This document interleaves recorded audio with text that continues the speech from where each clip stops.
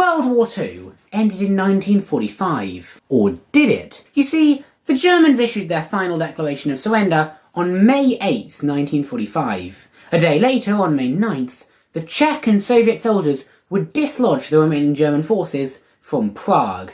Every day after that, for the next couple of weeks, several German units would surrender to the Allied forces, before finally, on May 25th, 1945, the Yugoslav partisans would win the final battle of the war, defeating the Croatian armies in battle.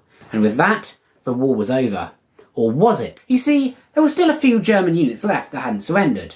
A couple months after that, in June, the last German unit in the Netherlands, which was hiding out on an island, would finally surrender. Then, over the next couple months, 2 German submarines would surrender at Argentina. Finally, that left 1 German unit still at large, the garrison of Bear Island, part of Norway. But on August 7th, 1945, the final remaining German forces surrendered to a Norwegian ship, which picked them up and took them back to Norway. However, there were still some Axis troops left. Not in Japan, I'm not talking about Japan, I'm talking about in Croatia.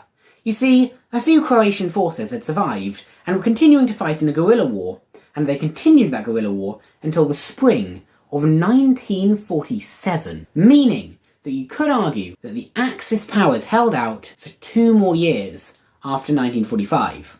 Now, I won't argue that World War II continued for until 1947. After all, it was a world war, supposedly, and that was not a global conflict. In my opinion, the European theatre of World War II ended on the 25th of May 1945, when the Yugoslav partisans finally defeated the Croatians in that last battle.